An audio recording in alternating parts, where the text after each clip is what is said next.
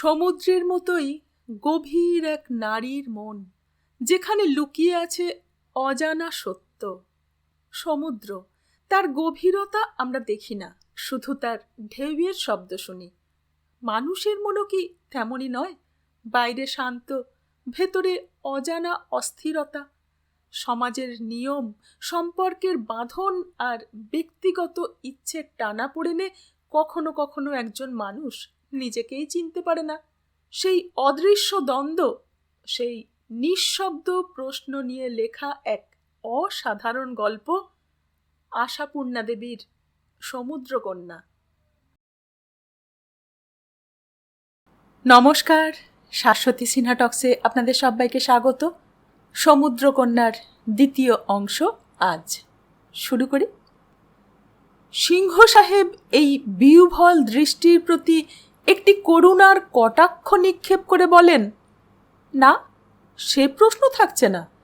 দ্বিতীয় পর্যায়টা অবশ্য পাত্রীর চেহারা, তা সে নিয়েও আমি এখন ব্যস্ত হচ্ছি না।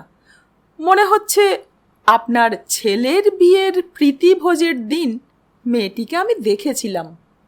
শরদিন্দু সহসা যেন সম্বিত ফিরে পান। ব্যস্ত হয়ে বলেন, কি? সে কি বিলক্ষণ, মানে পাশের বাড়িতেই আছে বোধহয়, ডেকে পাঠাচ্ছি। বলেন অবশ্য কাঁপা কাঁপা বুকেই, কারণ অফিস থেকেই ফেরেনি এখনো সোমা, আর ফেরার সময় হয়ে এসেছে।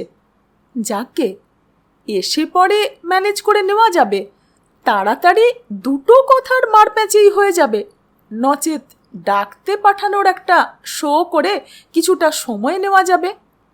কিন্তু সিংহ সাহেব তার বুকে বল দিলেন, বললেন, থাক থাক, হবে খন, মেয়ে তো রইল আপনার, আগে মতটা নিন। বিয়ে ব্যাপারটা তো একটা চাপিয়ে দেওয়ার ব্যাপার নয়।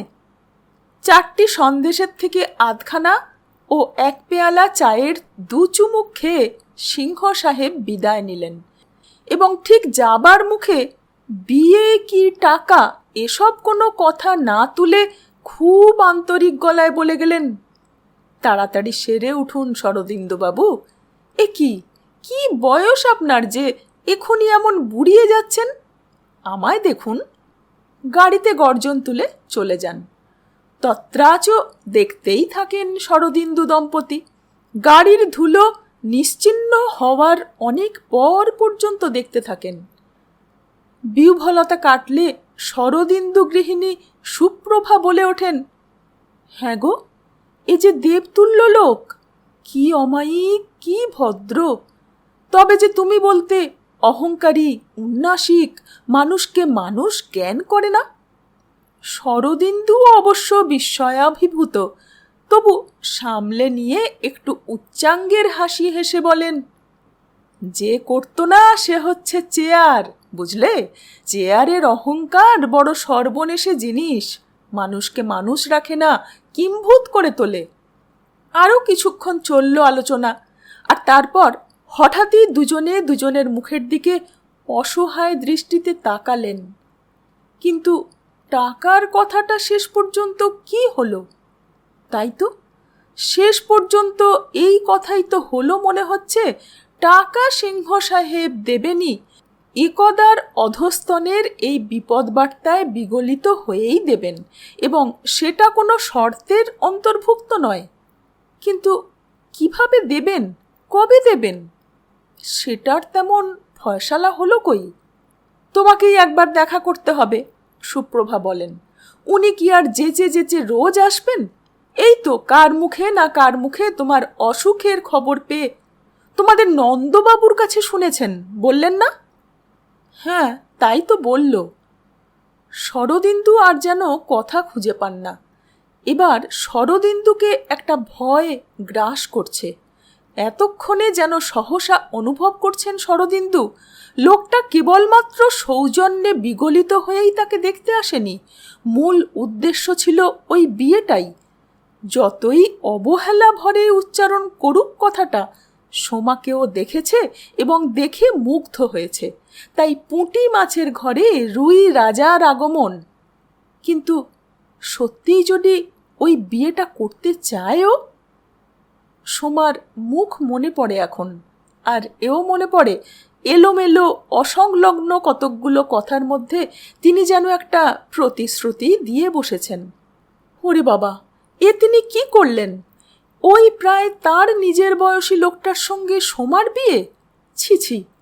আর লোকটার প্রবৃত্তিকেও বলিহারি। এই 3 কাল কাটিয়ে এসে এখন কিনা বিয়ের শখ!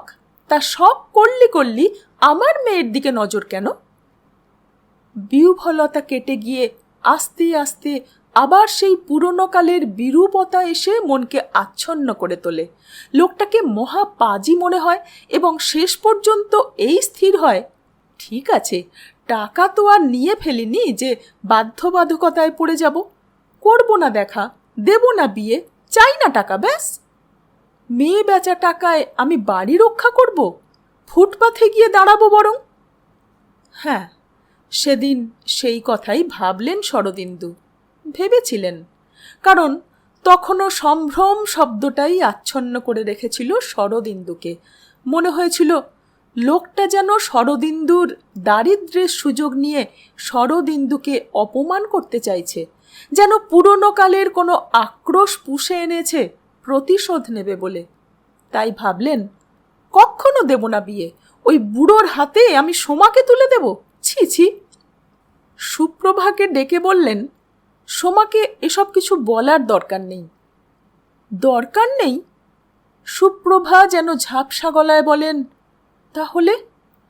তাহলে আর কি, স্পষ্ট বলে দেব টাকায় আমাদের দরকার নেই, বরং গাছতলায় থাকবো, তবু তোমার মতো ঘুষখোর, পাজি, অহংকারী আর কুটিল বুড়োর হাতে মেয়ে তুলে দিতে পারবো না।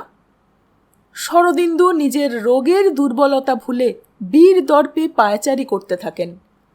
সুপ্রভা বিচলিত দৃষ্টিতে তাকান। সুপ্রভা ঠিক এই পরিস্থিতির উপযুক্ত প্রসঙ্গ খুঁজে পান না। সুপ্রভার মধ্যেও তোলপাড় চলছিল বইকি, চলছিল যুদ্ধ। যুদ্ধ চলছিল স্নেহের সঙ্গে স্বার্থের, লোভের সঙ্গে বিবেকের, আর বারে বারেই একটা অন্ধকার ভবিষ্যৎ যেন ভয়ের ছায়া ফেলে ফেলে এক পক্ষের শক্তি হরণ করে নিচ্ছিল। এ তো তবু না খেয়ে পড়ে থাকা যাচ্ছে।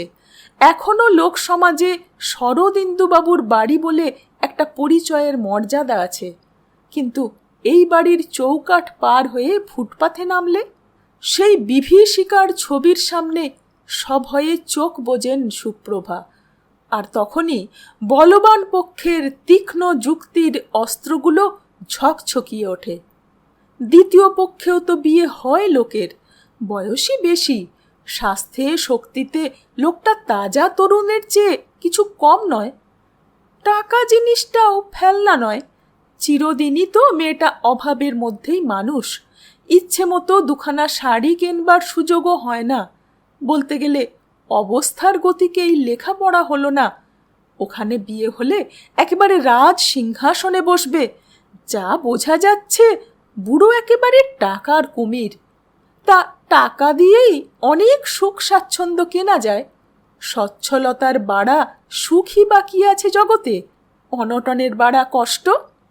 ওই প্রকাণ্ড গাড়িটা সমান নিজের হবে, ইচ্ছে হলেই যখন তখন মা বাপের সঙ্গে দেখা করতে আসবে, ছোট ভাইদের দেবে থবে, বেড়াতে নিয়ে যাবে, পড়ালেখার সুরাহা করে দেবে। জীবনভর ওই সাবান কোম্পানির চাকরিতে ঘষ্টালেও যা না হবে, এতে করে আঙুলে আগা নাড়লেই তা হবে। কিন্তু শঙ্খ এইখানেই যেন থতমত খাচ্ছেন, যেন চলতে চলতে পায়ের নিচে প্রকাণ্ড একটা গর্ত দেখছেন। শঙ্খ কি বলবে? তা বলবে হয়তো অনেক কিছুই, হয়তো ব্যঙ্গ হাসি হাসবে, হয়তো ধিক্কার দেবে, আর নয়তো বা বিস্ময়ের আঘাতে শুষ্ক হয়ে গিয়ে শুধু বলবে, কাকিমা আপনারা এই? বলাই স্বাভাবিক, ছেলেবেলা থেকেই তো চন্দ্র সূর্যের মতোই নিশ্চিত আছে ওদের দুজনের বিয়ে হবে। সেই যখন ছোট ছিল, শঙ্খ যত ছেলেদের খেলা খেলতো, সোমা তার খিদমতগারি করে বেড়াতো। নিজের সমবয়সী মেয়েদের পুঁছতই না সোমা। বন্ধু, সঙ্গী, গুরুদেব সবই ওই শঙ্খ। আনুগত্যও যত, আধিপত্যও তত। শঙ্খ যেন ওর খাস তালুক। শঙ্খও সোমাকে শাসন করে যত, ভয় করে তত। আস্তে আস্তে বড় হওয়ার সঙ্গে সঙ্গে সেই আধিপত্য আর আনুগত্য যে নিশ্চিত বিশ্বাসের ভালোবাসায় পরিণত হয়েছে, সে কথা কি সুপ্রভা জানেন না? কিন্তু ইদানিং সুপ্রভাকে চোখ ফিরিয়ে নিতে হয়েছে সেদিক থেকে। সোমা বিয়ে করে নিজের জীবনে প্রতিষ্ঠিত হবে এ কথা ভাবতেই পারেন না সুপ্রভা। তাই চোখ বুজে না বোঝার ভান করে চলছেন ইদানিং। তবে আজ পর্যন্ত মুখ ফুটে ঠিক বিয়ের প্রস্তাব তো কোনো পক্ষ থেকেই হয়নি, কাজেই সে চক্ষু লজ্জার দায় নেই। এরপর যদি সে কথা ওঠে, আকাশ থেকে পড়লেই হবে, বললেই হবে, ও মা সে কি, চিরটা কাল ভাই বোনের মতো হাসলো খেললো, বলতে গেলে ভাই বোনই তো, একই তো বাড়ি। ব্যাস চুকে যাবে চক্ষু লজ্জা। জামাইয়ের ঐশ্বর্যেই তাক লাগিয়ে দেওয়া যাবে সবাইকে। আর সোমা, তাকেও একটু বুঝিয়ে বলতে হবে। হতে পারে মেয়ের শঙ্খর ওপর টান আছে, কিন্তু ও আমার পেটের সেরা সন্তান। ওর দাদা দিদিদের মতো আত্মসর্বস্ব স্বার্থপর নয়। ও আমাদের দুঃখ বুঝবে ওর একটু বিবেচনায় এই সংসার ভরাডুবি থেকে রক্ষে পাবে। কিছুই না, বিয়ের পাত্র, একটু বয়সে বড়। আর এমনিতেই কি হচ্ছিল বিয়ে? হচ্ছিলই না তো। ওই অফিস আর বাড়ি এই করতে করতেই বুড়িয়ে যেতে হতো। এ তো তবু ঘর, বর, রাজার সংসার সব কিছু পাচ্ছিস। দোজ পড়ে নয়, সতীনের 4টি ছেলে মেয়ে নেই, আপত্তির কি থাকতে পারে? না, ওকে আমি বুঝিয়ে সুঝিয়ে ম্যানেজ করে নেব। ও বুঝদার, অতএব ওর প্রতি অবুঝ হও। ও সকলের প্রতি মমতাময়ী, অতএব ওর প্রতি নির্মম হও। ও স্বার্থপর নয়, অতএব বাকি সবাই স্বার্থপর হও। এই নিয়ম পৃথিবীর। কাজেই পৃথিবীর নিয়মেই চলেন সুপ্রভা। মনে মনে সংকল্প করেন, ওকে বলতে হবে বই কি, বিয়ে বলে কথা না জানিয়ে তো হবে না। যুদ্ধ চলছিল মনের মধ্যে, থামল সে যুদ্ধ। যুদ্ধের এক পক্ষ সম্পূর্ণ পরাজিত হল, অতএব আর এসব চিন্তায় লজ্জা নেই। আর লজ্জা কি থাকলেই হলো? 1010 টাকার আচ্ছাদন পড়ল না তার ওপর। তবে হ্যাঁ, আস্তে আস্তে বলতে হবে। কাজেই সেদিন যখন সোমা ফিরল, শুধু সিংহ সাহেবের মহানুভবতার কথাই বলা হলো তাকে। কোন সেই নন্দবাবু তার মুখে নাকি শরদিন্দুর অসুখ শুনে দেখতে এসেছেন। কে কবে শুনেছে এমন? সোমা অবশ্য অবাক হয়, বলে, কিন্তু আগে তো ওর অহংকারী বলে খুব নিন্দে শুনেছি বাবার মুখে। ওই তো, সুপ্রভা হাসেন, তোমাদের বাবা বললেন অহংকারী ছিল ওর চেয়ারখানা। আসলে লোকটা উদার, মহৎ। শুধুই কি দেখতে আসা, আরও যা বলে গেছেন শুনলে অবাক হয়ে যাবি। আরও অবাক, হেসে ওঠে সোমা। বাড়ি ছাড়ার নোটিশ আসা পর্যন্ত হাসি খুশি তো ছিল না এ বাড়িতে। আজ বইছে তার হাওয়া। সোমা বাড়ি ফিরেই এ হাওয়ার স্পর্শ পেয়েছে, তাই সোমাও হাসে। আরও অবাক, বাবাকে আবার ডেকে অফিসার করে দিতে চাইল নাকি? সুপ্রভাও হেসে ওঠেন। অফিসের সঙ্গে আর সম্পর্ক কি তার? তিনিও তো রিটায়ার করেছেন। এ একেবারে অবিশ্বাস্য, অদ্ভুত। খুলেই বলো না বাবা, অত গৌরচন্দ্রিকা কিসের? বলবে, তোর বাবা বলবে। সুপ্রভা রহস্যকে জিইয়ে রাখেন। আমি হয়তো কি বলতে কি বলবো। সোমা আর 2-1 বার বলে, আহ, এত রহস্যের আবছায়া কেন? কি এমন মারাত্মক অবিশ্বাস্য আশ্বাস দিয়ে গেলেন তোমাদের সিংহ সাহেব? বলে, মনে হচ্ছে যেন পরশ পাথর-টাথরের সন্ধান দিয়ে গেলেন তিনি। সুপ্রভা মৃদু হেসে বলেন, তা প্রায় তাই। আশ্চর্য। সোমা ভুরু কুঁচকে বলে, বাবা যখন চাকরিতে ছিলেন, উঠতে বসতে ওই সিংহী সাহেবের শ্রাদ্ধ করেছেন, টুকটাক কিছু করে গেল নাকি? সুপ্রভার মনটা ছটফট করে কথাটা বলে ফেলবার জন্যে, কিন্তু সুপ্রভা ভয়ে বলেন না, মেয়েকে তার বড় ভয়। তাই সোমার সব প্রশ্নের উত্তরই এড়িয়ে যান। বলেন, তোর বাবা বলবে। বললেন বাবা। 10,000 টাকার প্রতিশ্রুতিটার কথা মেয়ের কাছে প্রায় সিংহ সাহেবের মতোই অবহেলা ভরে বললেন। তবে একটু কারচুপি করে বললেন, চেনেন তো মেয়েকে, হয়তো সাহেব করুণায় বিগলিত হয়ে সাহায্য করতে চেয়েছে, এ কথা শুনলে দপ করে জ্বলে উঠবে মেয়ে। তাই বলেন, যে ধার দিতে চাইল তাও শোধ দেবার জন্যে তাড়া নেই, সুদের কোনো কথা নেই, একেবারে নিশ্চিন্ত শান্তি। সোমা শুনে তীক্ষ্ণ গলায় বলে, খুব দুঃখের গাথা গেয়েছিলে বুঝি পুরনো মনিবকে কোর্টে পেয়ে? শরদিন্দু উষ্ণ হন, বলেন, দুঃখের গাথা গেয়েছি এ কথা ভাবতে গেলে কেন হঠাৎ? বাহ, অকারণ একটা লোক হাত বাড়িয়ে ধার দিতে এলে অবাক লাগে না? হ্যাঁ, তা অবাক লাগে, তাই বলে অবিশ্বাস্য নয়। মানুষের মধ্যেই ভগবান দেখা দেন। দুঃখের গাথা বলছিস? বলি, এ বাড়িতে এসে দাঁড়ালেই কি বোঝা যায় না যে আমাদের অবস্থা কোথায় ঠেকেছে? যায় না বোঝা? যাদের দৃষ্টি শার্প তারা এক নজরেই বুঝতে পারে। তা বুঝতে পারলেই কি কেউ? সোমা বলে, কেউ করে না, উনি মহৎ বলেই সেই অবস্থার ব্যবস্থা করতে ইচ্ছুক। তা ভালোই বলতে হবে।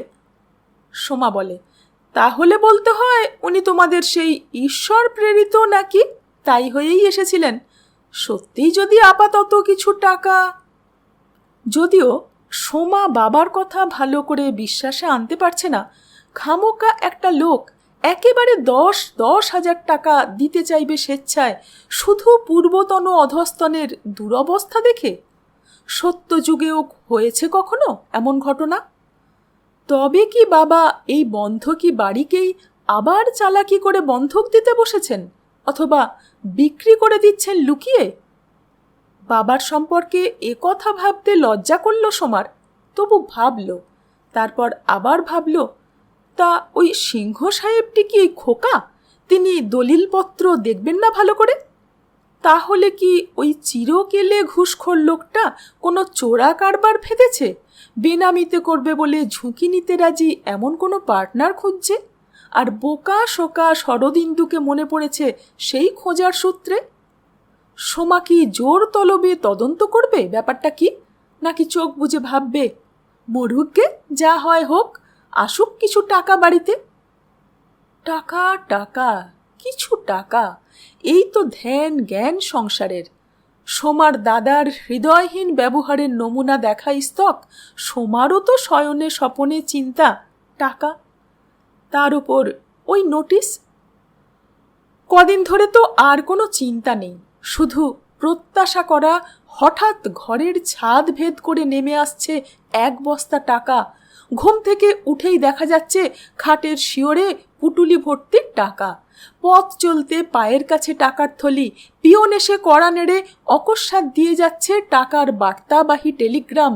রেঞ্জার্সের ফার্স্ট প্রাইজ পেয়েছেন শ্রী শরদিন্দু সরকার। অলৌকিকে কখনো আস্থা ছিল না সোমার, এখন যেন ওই অলৌকিকই ভরসা। তা সেই অলৌকিকের স্বপ্ন দেখতে দেখতে সত্যিই যে অলৌকিক এসে ধরা দিল।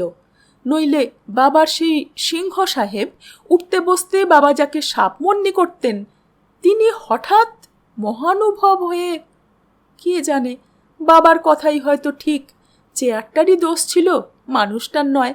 কিংবা কর্মকালীন যত কালির চিন্তা হয়তো এখন লোকটার বিবেককে পীড়িত করছে, তাই এই কালি মোছার প্রচেষ্টা।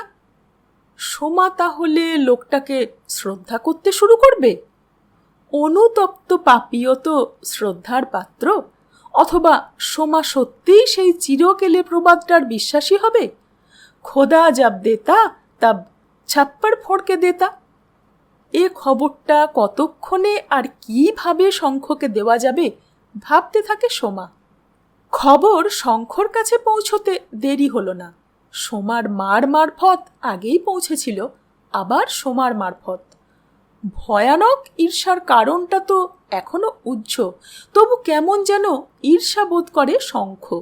সোমার বাবা অকুলে কুল দেখতে পেয়েছেন, অন্ধকারে আলোর রেখা, এতে উৎফুল্ল হবার কথা, তবু হতে গিয়েও হতে পারে না। ওই ঈর্ষার কাঁটাটুকুই তীক্ষ্ণ হয়ে ওঠে, যেন শঙ্খর প্রাপ্য জয়মাল্যখানা হঠাৎ কোথা থেকে কে এসে ছিনিয়ে নিয়ে নিজের গলায় পড়ে ফেলেছে। টাকা, শুধু টাকার জোরে। অথচ এ টাকা শঙ্খর থাকলে কবেই শঙ্খ এমনি অনায়াসে অবহেলায় বলতে পারত, 1000 পেলেই আপাতত চলবে আপনার? তা বেশ তো, নিন না আমার থেকে। আপনার ব্যাংকে থাকা আর আমার ব্যাংকে থাকায় তফাৎ ভাবছেন কেন কাকাবাবু? এই সুন্দর কথাগুলো সুললিত ভঙ্গিতে বলতে পেল না শঙ্খ। একটা ঘুষখোর বুড়ো এসে বলে নিল। কি আফসোস! সেই ঝাঁঝটাই বেরিয়ে আসে কণ্ঠস্বরে, বাচন ভঙ্গিতে। দেবে না কেন? ঘুষের টাকা তো, মা বাপ নেই টাকার, গোনাগুনতিও নেই। 10 কেন, পুরো 30,000ও দিতে পারত। সোমা অবাক হয়ে বলে, ওমা, রাগ করছো কেন? রাগ নয়, কথা হচ্ছে বেআন্দাজি টাকা থাকলে অমন বেপরোয়া হওয়া যায়। তা বলে তা নয়। সোমা হাসে। ওদেরই 1 পাইস ফাদার মাদার হয়, টাকাই তো ইষ্ট দেবতা ওদের। তবে বলতেই হবে, ওই তোমাদের সিংহ সাহেব একদা জুট ব্যাগের কেলেঙ্কারিতে যিনি প্রায় দেশ বিখ্যাত হয়ে উঠেছিলেন, তিনি একজন মহৎ ব্যক্তি। দেখো শঙ্খ, লোকটাকে মহৎ আমি বলছি না, এবং ওর টাকাটাও যে খুব পবিত্র নয় তাতে সন্দেহ নেই। তবে মনে হয় বড় মানুষের মেজাজ তো, দৈবাৎ পুরনো পরিচিতের দুঃখ দুরবস্থা দেখে মনটা দুলে উঠেছে। বাবা ওই সুযোগটা না নিয়ে পারছেন না। জানোই তো, অভাবে স্বভাব নষ্ট। জানি, তবু এটা যদি কাকাবাবু না নিয়ে পারতেন। সোমা গাঢ় হয়, সোমা গম্ভীর হয়। আমিও কি সে কথা ভাবছি না শঙ্খ? অনেকবার ভাবছি, কিন্তু বাবাকে সে কথা বলবো কোন মুখে? বাড়তি 100টা টাকাও কি হাতে এনে দিতে পারছি? ওদিকে দুর্ভিক্ষ পীড়িতের সামনে সাজানো থালা। এ যুক্তির খণ্ডন নেই। শঙ্খও তাই গোম হয়ে থাকে। তারপর আবার বলে, জানি না শেষ পরিণাম কি হবে, তবে আমার তো মনে হয় না এসব লোক বিনা মতলবে কিছু কাজ করে। বাবাকে দিয়ে ওর আর এখন কোন মতলব হাসিল হবে? কিছু না হোক, ইনকাম ট্যাক্স ফাঁকির ব্যাপারে সুরাহা হতে পারে। বাথরুমের দেয়ালে টাকা গেঁথে রাখবার সময় নেই বোধহয় হাতে। তা এই একটা কারণ থাকতে পারে।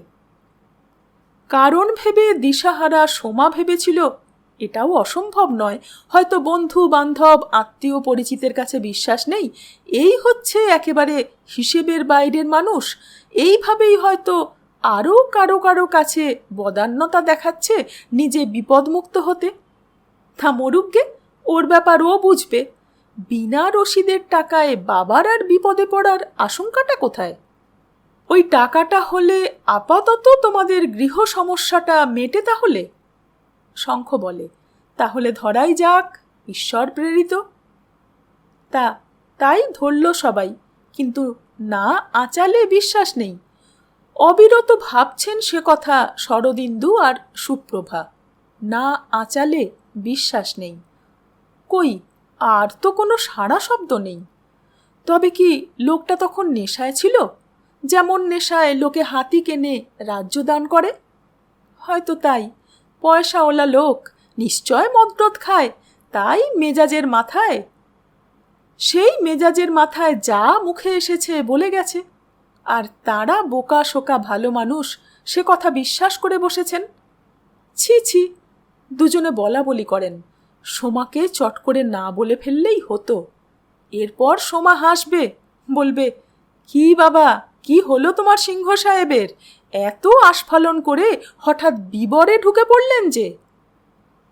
তা তেমন কথা একদিন বলেও ছিল সোমা হেসে হেসে, কিন্তু সকলকে তাক লাগিয়ে দিয়ে কদিন পরেই আবার একদিন এসে হাজির হলেন ঈশ্বরের দূত। খুব সম্ভব চেক বই নিয়েই। সেদিন সোমা বাড়িতে। সোমা ওকে বসিয়েই বাড়ির মধ্যে চলে গেল চা করতে। এখানে শরদিন্দু আর সুপ্রভা। মনস্থির হয়ে গেছে দুজনেরই, তবু ঘামতে থাকেন গলগলিয়ে। সোমাকে যে এ পর্যন্ত আসল কথাটাই বলা হয়নি। কিভাবে কোন ভূমিকা দিয়ে আরম্ভ করা যাবে তাই ভাবতে ভাবতেই কদিন কেটে গেছে। আর তারপর অবিশ্বাস আসতে শুরু করেছে।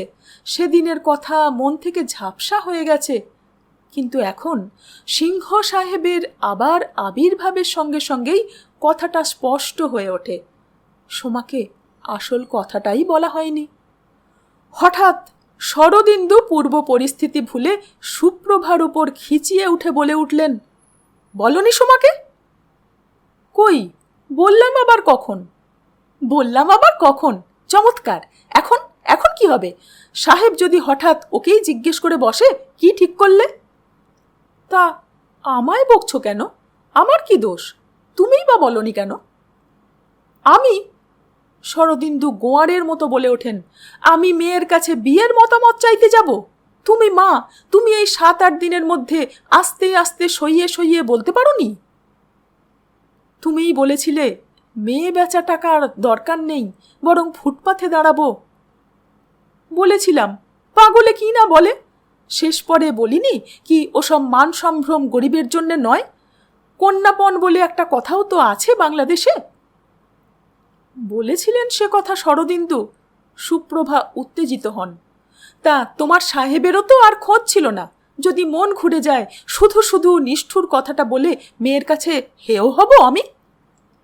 শরদিন্দু আরও উত্তেজিত হয়েছিলেন। তা সাহেবও ভাবতে পারে। কই, এদের তো ইচ্ছে দেখছি না। মেয়ের মত আছে কি না জানাবে তো সে কথা।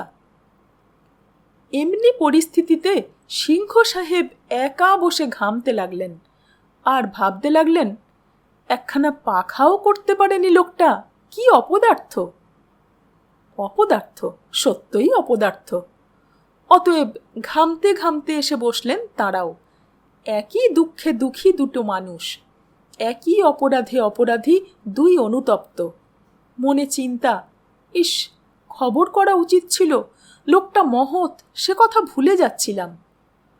চেক বইটা পকেট থেকে বার করে লীলা ভরে লোফালুফি করতে করতে বলেন, সাহেব, ওদের সঙ্গে রফা একটা করে ফেলেছেন তো? না, বিয়ের কথা নয়, স্রেফ শরদিন্দুর সমস্যা নিয়েই কথা। রফা টফা কিছুই করেননি শরদিন্দু, তবু বলেন, সে একরকম হয়েছে। বলেন, 3 মাস সময় দিয়েছিল, তার মধ্যে 2 মাস রয়েছে এখনো। তা বেশ, সাহেব হৃষ্ট হন। কিন্তু কই, চেকটা কাটা হচ্ছে কই? শুধু কথাই বলছে। ঘুঘু বুড়ো তাহলে মুখে যতই উদারতা দেখাক, ওই বিয়ের ব্যাপারটির ফয়সালা না করা পর্যন্ত টাকাটি ছাড়বে না। কে তাহলে বলবে সোমাকে? নাকি সোমার আড়ালে বলেই ফেলা হবে? মেয়ে তো খুব রাজি, বলেছি তো, ভারী মমতাশীল মেয়ে, বাবাকে নিশ্চিন্ত করতে। মানে বয়স্থা মেয়েও যে বাপের একটা দুশ্চিন্তা বোঝে তো সেটা।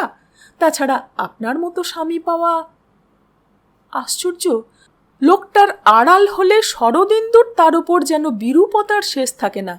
এই কদিনের মধ্যে মনে মনে কতবারই ভেবেছে, এমন ব্যাপারটা হলে কেমন হয় যদি লোকটাকে মুখের ওপর যাচ্ছে তাই করতে পারা যায়।